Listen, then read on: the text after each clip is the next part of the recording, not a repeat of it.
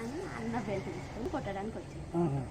నా షాపుని కొట్టకురా, నేను కొట్టినా కొట్టుకుంటా, పెట్టినా పెట్టుకుంటా, నా షాపు మీద నువ్వు చెయ్యొద్దు అనేసి దొబ్బాడు. దొబ్బినా కూడా ఆగలేదు అన్న, మనోజ్ అని ఆగలేదు. దానివల్ల ప్రసాద్ దెబ్బ కొట్టిండు. అన్న సార్ ఏంటంటే కొట్టొద్దు నా షాపు, నేను భయం పెట్టుకుంటా, కొట్టకురా అన్నాడు. ఇద్దరు దానివల్ల ఇక ఆ షాపు గురించి ఏదంతా గొడవ, తండ్రి కొడుకు అసలు దెబ్బలు నాకు తెలిసి దెబ్బలు తగ్గలేదు, ట్రై చేసుకున్నారు.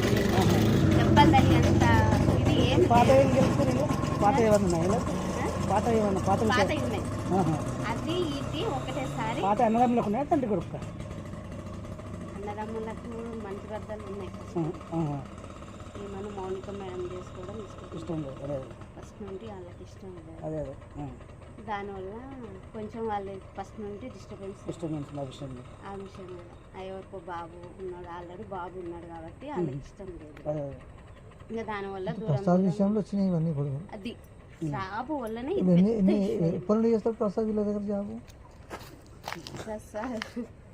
ప్రసాద్ జాబ్ వాడు 6 సంవత్సరాలు 4 సంవత్సరాలు ఇక్కడ హైదరాబాద్ కాదు పనిచేస్తారు సార్ దగ్గర.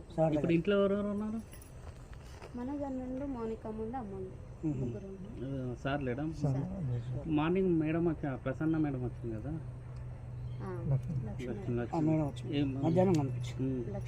అంటే ఏమన్నా సంజాయించిందా లేకపోతే చెప్తుంది ఇంకా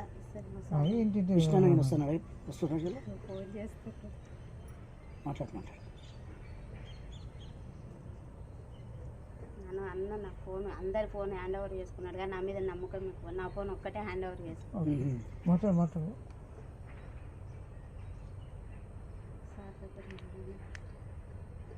ఎన్ని గంటలకు అయింది?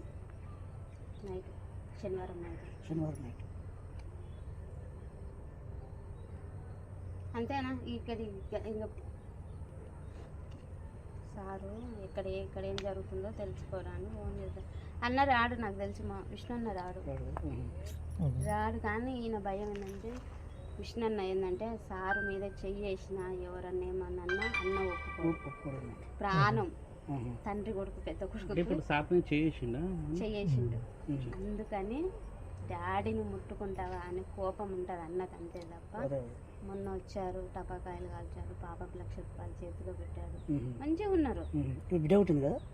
మనోజన్న పాప ఉంది, ఆ పాపకు 1,00,000 రూపాయలు చేతిలో పెట్టి మంచిగా మందలికి చెల్లాడు. కానీ మన విష్ణన్న పిల్లల విషయంలో అట్లా చేయడు. విష్ణన్న మంచిగా చూసుకుంటాడు.